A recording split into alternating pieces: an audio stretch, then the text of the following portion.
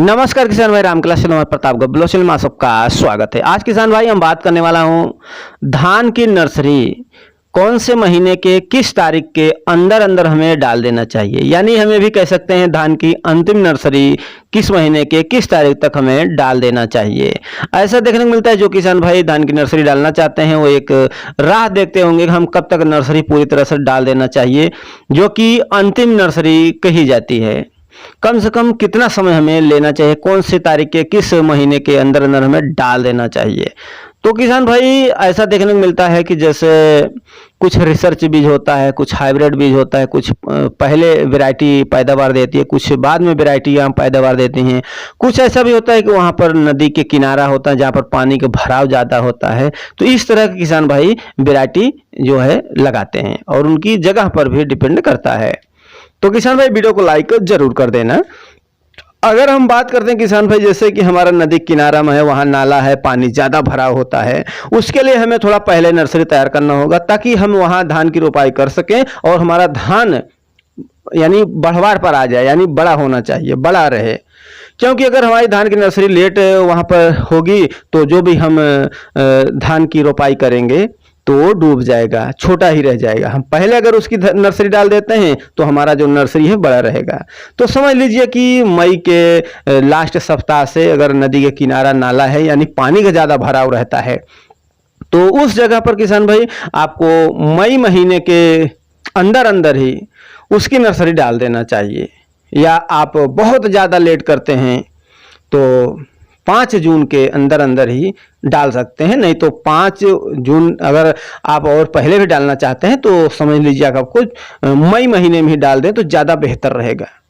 और दूसरा जो आता है किसान भाई वैरायटी वो आता है रिसर्च है। रिसर्च में किसान भाई देखने को मिलता है 140 दिन या 145 दिन भी समय ले लेते हैं, जो जिसे हम लेट वैरायटी कहते हैं, यानी ज़्यादा समय लेता है।